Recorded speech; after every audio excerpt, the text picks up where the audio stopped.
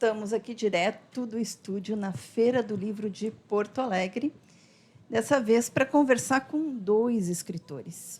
Dois escritores que, na verdade, a sua, digamos assim, a sua profissão principal não é ser escritor, mas que optaram por essa atuação. Elisa Coplin Ferrareto, jornalista, que atua como assessora de imprensa da direção do Hospital de Clínicas de Porto Alegre. E Elvino Barros, que é médico, nefrologista, também no Hospital de Clínicas de Porto Alegre, e professor da FAMED URGS. Eles lançaram um livro, gente, que é muito interessante. Beca, Canudo e Protesto. Contestação e irreverência nas formaturas de Faculdade de Medicina da URGS, de 1974 a 1990. E é essa história que a gente vai conversar sobre ela hoje. O lançamento do livro aqui na Feira do Livro vai ser nessa quarta-feira, dia 6 de novembro, às 17 horas, aqui no espaço. Vai ter primeiro uma conversa com os autores na Sala O Retrato, do Espaço Força e Luz, aqui na Andradas 1223, e depois, às 18 horas, eles estarão autografando na área central da feira. O livro ele é editado pela Libretos, mas vamos falar sobre isso na nossa conversa. Muito bem-vinda, Elisa, muito bem-vindo, Elvino. Obrigada, Kátia, pelo convite. A gente está muito feliz de estar aqui nesse espaço novo da comunicação da Feira do Livro, um espaço coletivo, né, para levar informações para a população sobre esse movimento muito bacana aqui da feira. E a gente, então, está lançando esse livro hoje, né, uma união, aí, uma parceria entre uma jornalista e um médico, como tu disseste, e que tem, na verdade, em comum uma paixão pela história, né, essa curiosidade de descobrir fatos novos, inéditos, recuperar essa história, e foi isso que a gente fez nesse livro que a gente está lançando hoje. Eu nem falei, né, Elisa? Mas a Elisa ela também foi minha professora na Faculdade de Jornalismo na Unicinos. Mas faz pouquinho tempo, né, Faz Kátia? pouquinho tempo. Foi ontem. Ontem. Elvino, não, tu estava me contando aqui que não é teu primeiro livro, então essa paixão pela escrita já vem de antes. Bom dia a todos, né? Eu tenho uma paixão, então, por literatura, gosto muito de ler e também gosto de escrever. Um dos últimos livros que eu escrevi foi o livro da minha turma da Faculdade de Medicina. Então, são histórias que aconteceram durante os 6 anos de formatura. E agora, como professor da URGS, eu participei do lançamento do livro 125 anos da Faculdade de Medicina. Nossa Faculdade de Medicina é a terceira do Brasil e já está fazendo 125 anos. E a ideia que eu tive era buscar os convites de formatura das turmas anteriores.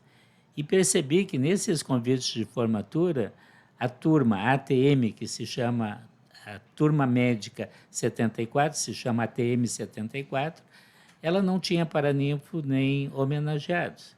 Isso foi uma quebra de paradigma, né? Que era uma tradição, é uma tradição na faculdade, fazer uma formatura pomposa, uma formatura para os familiares, uma formatura que chama a atenção da população em geral. Só que essa turma resolveu fazer um protesto e não escolher nem paraninfo, nem homenageados. Conversando com a Elisa, nós chegamos à conclusão que seria interessante conversar com essas pessoas que participaram desse evento. E quando a gente conversou com essas pessoas, quando a Elisa fez as entrevistas, a gente percebeu que nós tínhamos um material maravilhoso para divulgar. Então, a ideia inicial não era fazer o livro. Não. A ideia inicial foi a gente conversar, perceber que a memória desses fatos estavam perdidas na cabeça de algumas pessoas que são médicos renomados hoje. E daí a Elisa, então, disse, olha, eu vou entrevistar 2 pessoas. Daí eu disse, olha, então, entrevista um homem e uma mulher, vamos ver a posição deles desse episódio que está fazendo 50 anos. E daí a gente chegou à conclusão que o material que a Elisa conseguiu nessas entrevistas era maravilhoso. E a gente decidiu, então, ir adiante e daí veio o livro e tem muita história para contar. Mas, Elisa, relembra isso. Pois é, esse livro ele é em formato de reportagem, né, Elisa? Então, tipo, a jornalista também atuou muito nele. Exato. Essa história que o Elvino estava comentando, né, lá do início do livro, isso a gente está falando de agosto de 2023, né? Quer dizer, esse livro também ele foi feito muito rapidamente, porque a gente buscou, de todas as formas, fazer o lançamento em 2024, quando se completam, justamente nesse mês de novembro, 50 anos da formatura da primeira turma a realizar a protesta, de 74. Como o Elvino falou, né, a gente começou a recuperar os convites e nessa fase a gente era curioso. Ah, que história interessante. Então a gente conversava, né? Nós dois trabalhamos no hospital de clínicas, então sobrava um tempinho para tomar um cafezinho, passava lá, a gente, né, tu viu?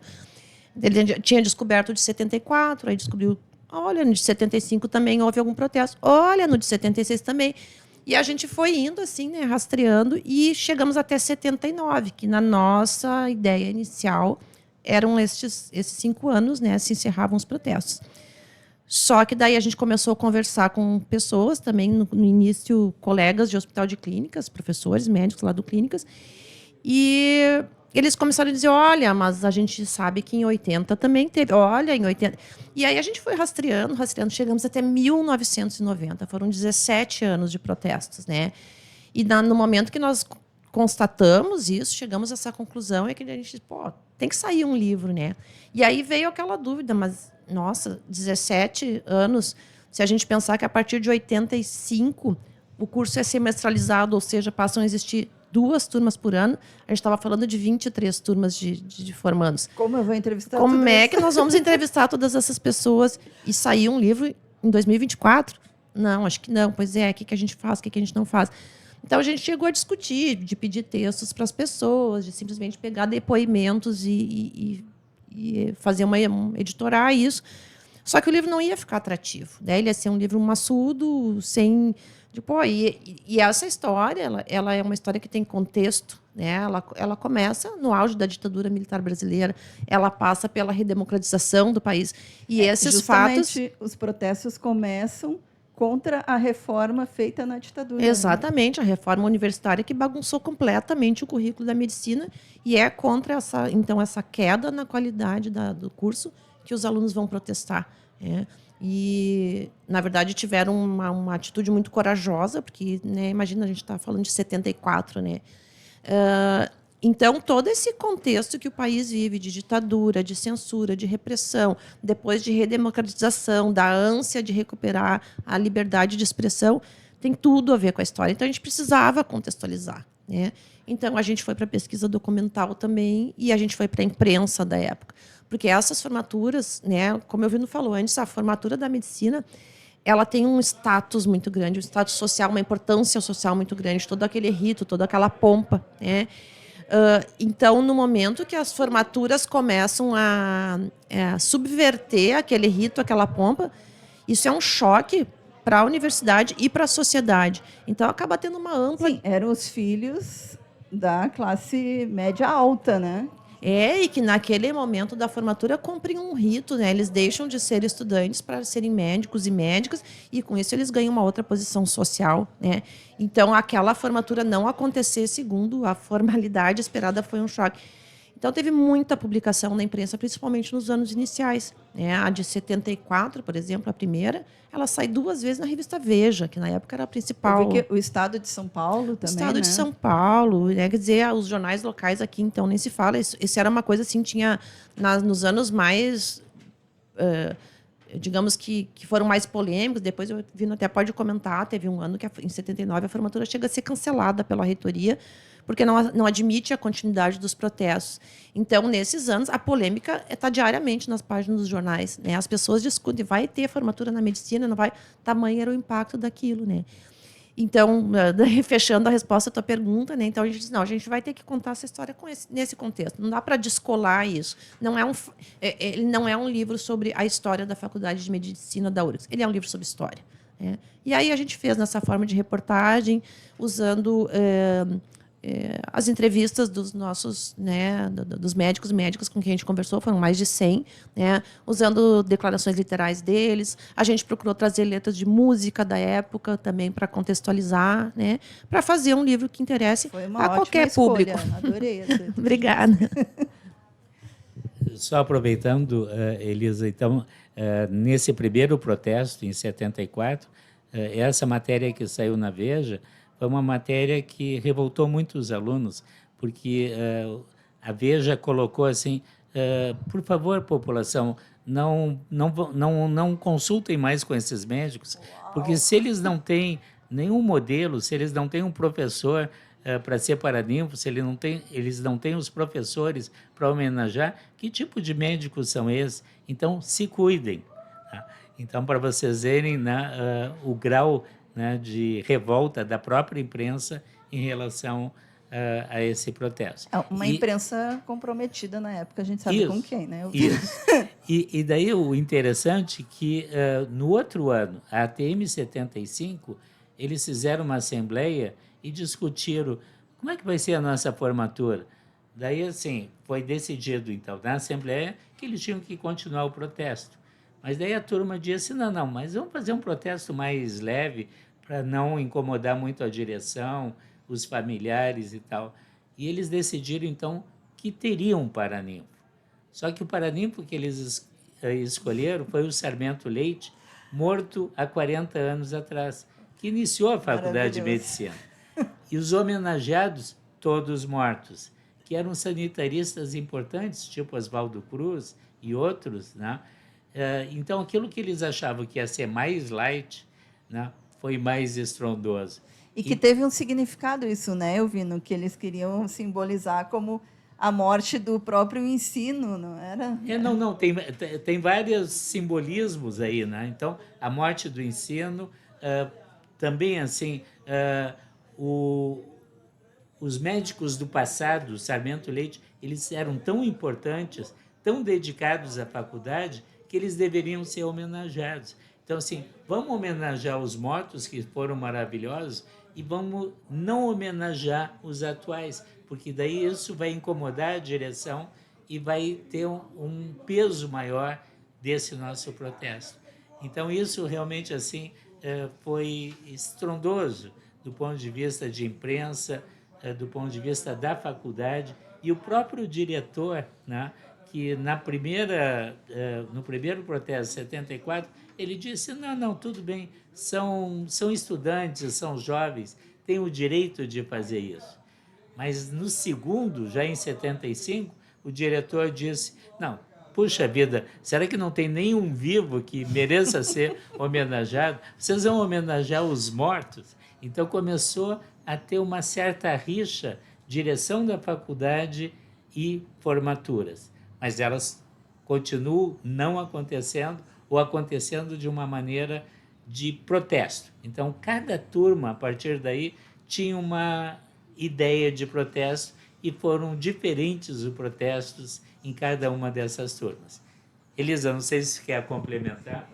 Eu não sei se a gente pode mostrar uma coisa aqui para a câmera, né, pegando o que eu falava antes da repercussão das formaturas na imprensa, a história de 75, que o Elvino contou agora. Vocês imaginem, né, uma charge no jornal Folha da Tarde, na época um jornal extremamente importante, do Santiago. Né? A charge do jornal naquele dia é dedicada à faculdade de formatura. Né? Então, são ali as caveiras entregando diploma, né? Aquela formatura que não tinha, que os paraninfos e homenageados eram todos mortos. Então, esse era o tipo de repercussão que tinha, além de essa formatura que teve muitas matérias no jornal ao longo dos meses, e fecha assim, né, eles mostrando a formatura dessa maneira, para mostrar o quanto isso teve impacto na sociedade. Eu imagino que tu deve ter ouvido muitas histórias interessantes, né, nessas entrevistas que tu fez. Muito interessantes, Kátia, até porque assim, eu trabalho há 30 anos no Hospital de Clínicas. Né? Eu comecei lá como jornalista concursada, depois fui coordenadora de comunicação e hoje trabalho diretamente na assessoria do diretor-presidente. E nesse tempo longo, eu conheci muitas pessoas, convivi com muitas pessoas, né, e tinha aquela imagem assim, do doutor, super sério. As pessoas que nós entrevistamos nesse livro, todas, sem exceção, assim, são sumidades na sua área, seja na assistência, no ensino, na pesquisa, na gestão da saúde, né? Nós temos várias pessoas. Então, daqui a pouco, sentar na frente daquela pessoa que eu sempre vi como senhor pesquisador muito sério, muito sisudo, né?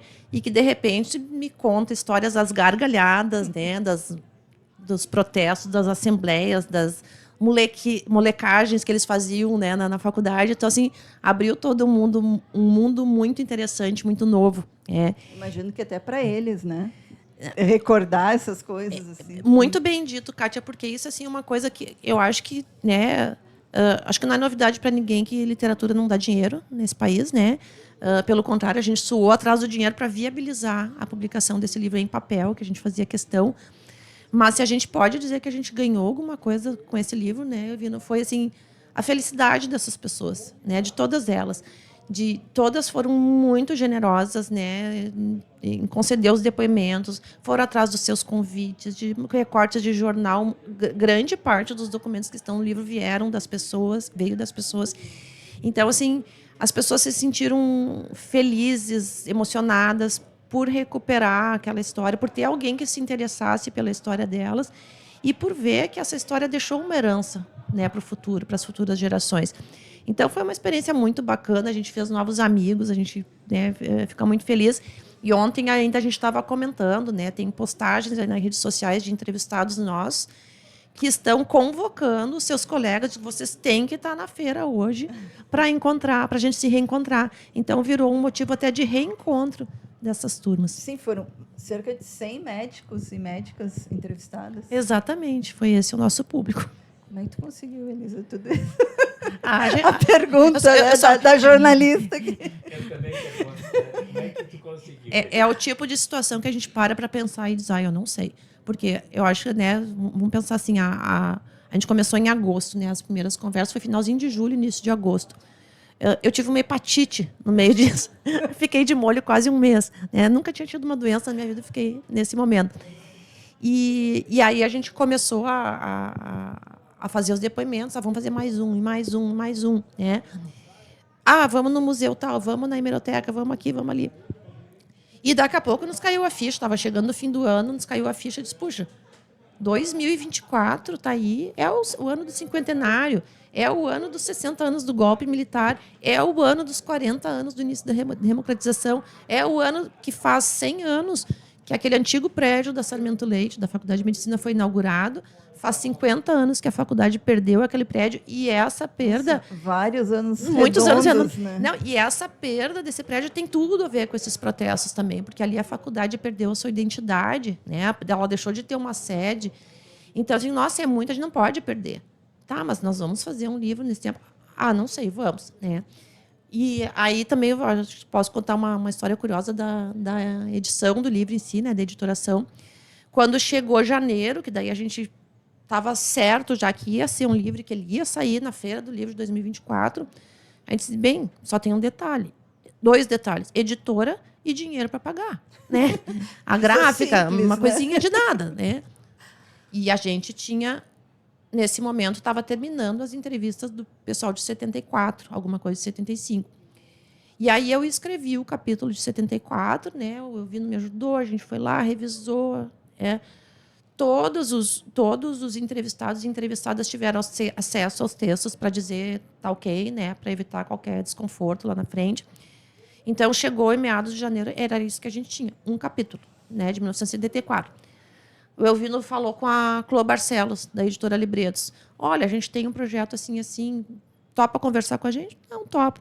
Fomos lá e levamos aquele um capítulo, né? E a Clô disse, olha, eu compro a ideia, o livro é legal, vamos fazer, mas tem que fazer para esse ano. Ela concordou, né, que tinha que aproveitar as datas redondas. E para fazer esse ano, para estar na feira, vocês têm que me entregar o livro completo na primeira semana de maio. A gente só se olhou e disse, não, tranquilo, não, claro. Tranquilo, só falta... Só fazer. Só faltam 22 só falta turmas. 15. Né, coisa... E aí, claro, aí tem situações que talvez eu não gostaria, não, acho que não é o ideal, mas, por exemplo, eu comecei a fazer muitos dos depoimentos pegar por escrito, né? Quem topava, nem todos topam, alguns preferem conversar. Então, a gente ia jogando, né? Alguns mandavam questionário, outros a pessoa mandava um áudio, outros a pessoa queria fazer por telefone, outras a gente fez online, outras foi na casa da pessoa, enfim, né? Em paralelo, a gente sempre pesquisando, eu vindo lá, coletando um monte de documento, conversando com pessoas, trazendo novas histórias também, novas sugestões de depoimentos. E fomos indo, né? Claro que não teve feriado, fim de semana, nesses dias aí. Mas, dormir... Não, para quê, né? Pra quê? Para quê? Mas foi uma curtição, foi muito legal, né? E assim, e aí quando a gente, né? Eu me lembro que eu estava dando uma última olhada no texto. Eu estava na minha casa, no notebook, e eu olhei pela janela e chovia, e chovia, e chovia. Era 29 de abril, né? A semana da entrega do livro, né, combinado com a Clô, acordado com a Clô, era a semana seguinte. Eu acho que todo mundo, né, ainda mais aqui na feira que a gente está comemorando tanto que a feira está aqui na praça de volta, né, a praça que ficou debaixo d'água. A gente sabe como é que Porto Alegre estava na primeira semana de maio. Sim, tudo que veio depois. A Libretos foi alagada, perdeu. teve que se mudar né, a parte da editoração. A Clô teve que sair literalmente com o computador em cima da cabeça, porque no Menino Deus alagou, né? Foi para casa de uma amiga. Perderam grande parte dos livros no depósito, ali na Zona Norte, com um prejuízo imenso. E aí eu vi... junto com tudo isso, tinha a questão do dinheiro. Então, nós estávamos conversando com algumas entidades. As 4 entidades que nos patrocinaram, que foram a Anrigs, o CIMER, Sindicato Médico, a Fundação Médica do Rio Grande do Sul e a Unicred Porto Alegre, todas tinham apalavrado o patrocínio, todas elas se envolveram firmemente no combate, né, no atendimento às vítimas das enchentes. A Anrigs, por exemplo, né, fez um trabalho fora de série né, na coletar doações, fazer a triagem. E aí, juntando tudo isso, e aí faltava luz, faltava internet, um dia eu vi no parando e disse, azar, né? Não vai dar para 2024, não tem como, né? Como é que a gente vai ter coragem de, nesse momento, e dizer, escuta, Henriques, tu vai me dar, né, o patrocínio? Clô, Barcelos, né? Como é que tu vai? E aí a gente foi conversar com a Clô, e a Clô disse, não, eu vou fazer. Eu vou fazer.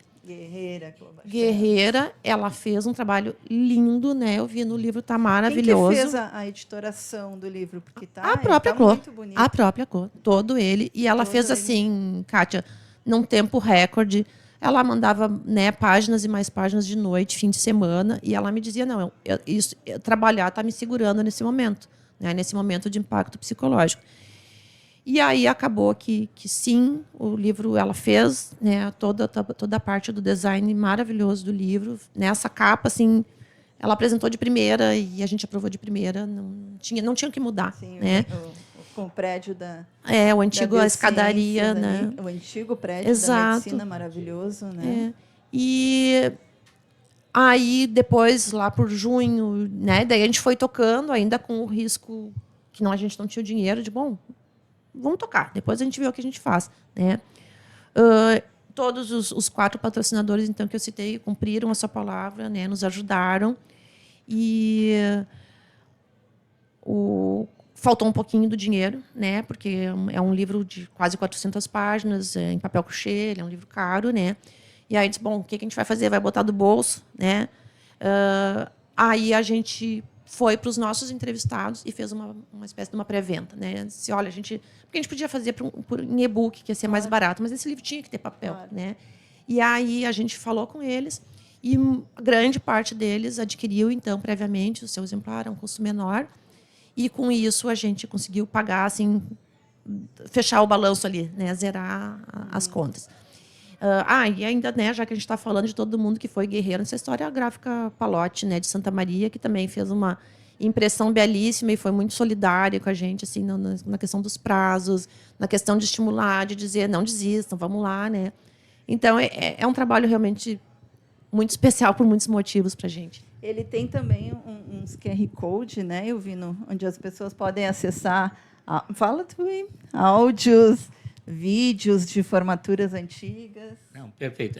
Eu só queria voltar um pouquinho claro, atrás, e daí a gente fala dos áudios, é que a direção da Faculdade de Medicina inicialmente aceitou, então, os protestos. Só que, com a continuação dos protestos, a faculdade foi mudando a sua posição e acabou, então, sendo contra. E na ATM de 79, que é a ATM do Gilberto Schwartzman, a direção resolveu impedir que a faculdade se fizesse a formatura na Faculdade de Medicina, no Salão de Atos da URGS. Então, disse, olha, se vocês não tiverem Paranipo e homenageados, vocês não vão se formar na universidade. A turma se reúne e decide, nós vamos nos formar. E daí saíram atrás de um lugar para a formatura. Então, conseguiram no Colégio Rosário, fizeram um contrato e assinaram o contrato para fazer no Colégio Rosário. Só que uma semana depois, a direção do Rosário chamou a turma de formatura e disse, olha, não pode ser aqui. Mas por que não pode? Não pode. Então, na verdade, deve ter havido alguma comunicação universidade e o Rosário, e eles achavam que não valia a pena comprar essa briga. Então, daí eles começaram a procurar outro lugar e conseguiram, na Assembleia Legislativa, o apoio para fazer a formatura na Assembleia. Então, foi a primeira formatura feita na Assembleia, sem a presença da universidade, sem a presença da diretoria. Olha aí. E logo a formatura do Gilberto, né? Isso. Vem alguém me dizer que o Gilberto não é um bom médico, né? Isso. E daí o Gilberto era o orador da turma. Né? Então, ele faz um discurso na forma, então, de um poema, né? De poesia, que foi brilhante. E o Gilberto me conta isso, né? Que o pai dele foi levá-lo para a Assembleia, para a formatura, e disse, por favor, Gilberto, seja tranquilo e não faça muito protesto, porque eu tenho medo que tu seja preso, né? Porque naquela época, ditadura, né, a mil, o pai dele tinha medo que ele saísse da formatura. Todo mundo já enquadrado lá da Assembleia. De Camburão, é isso aí. Bom, de qualquer maneira, o discurso dele foi brilhante, interessante. A formatura aconteceu só de uma maneira não formal. Então, os alunos tiveram que se formar depois no gabinete da universidade. Agora, dos QR Code, eu vou pedir para a Elisa falar, porque daí tem uma questão de moda. Eu quero te perguntar uma outra coisa. Já está terminando? Vamos mais um pouquinho aqui, tá? Porque o que me chama muito a atenção nesse livro vou colocar uma questão aqui que pode ser um pouco do meu preconceito, tá? Uhum. Mas hoje eu enxergo as faculdades, de um tempo para cá, eu enxergo as faculdades de medicina muito mais, digamos, enquadradas ali no sistema, numa coisa mais... Enfim, tu não vê muito essa coisa do movimento, do protesto, né, nas faculdades de medicina. Então, para os atuais estudantes de medicina conhecer essa história e conhecer o que foi, né, esses protestos, gente, foram 17 anos, né? Não é um ano, a gente não está falando de um ano ou dois. A gente está falando de 17 anos em que sucessivas turmas, né, fizeram esse protesto, enfim, que tinha uma base, não era uma coisa de adolescentes que estavam querendo protestar por moda, enfim, era ditadura militar. Então, eles conhecerem essa história, me parece que é muito importante. Não tenho dúvida, né? E a gente está resgatando a história para que todos, né, médicos e não médicos, saibam o que aconteceu no passado. E a gente tem muito o que fazer para melhorar o ensino da faculdade, porque hoje em dia mudou muito, né? Então, antigamente a gente estudava em livros, hoje em dia os livros estão subindo e está sendo tudo por internet. E a internet é maravilhosa, mas ela também tem risco de uma série de informações que não são reais. Então, a gente vive, eu diria assim, uma crise no ensino diferente do que a gente viveu no passado. Então, não sei como é que vai terminar isso, mas eu tenho uma preocupação com o ensino hoje em dia, não ser um ensino formal, com os livros, como a gente estudava no passado. Então, hoje, a gente tem um pouco mais de risco. Mas eu queria passar para a Elisa para falar dos QR Codes e das formaturas.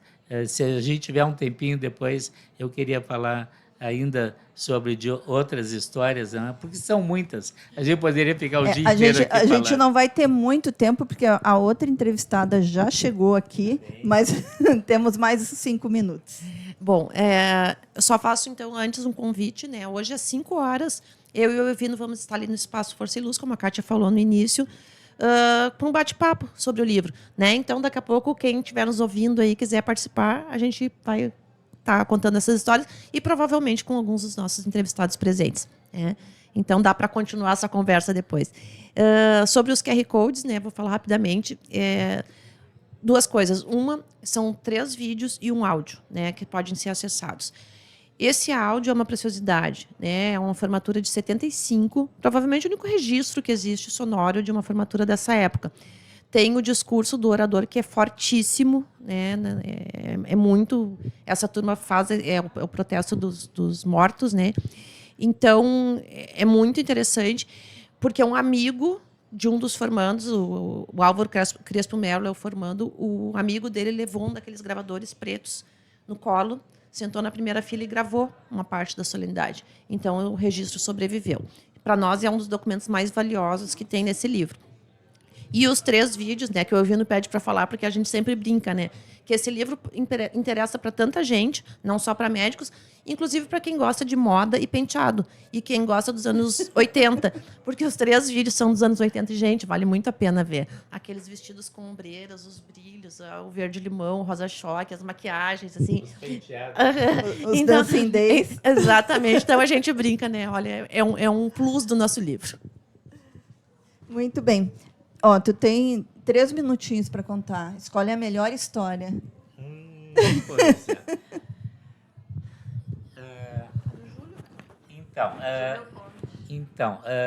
Não, tem várias histórias, e a do Júlio Conte é interessante, porque ele entra na faculdade de medicina e vai protelando a sua formatura em função do outro interesse que ele tem, que é o teatro.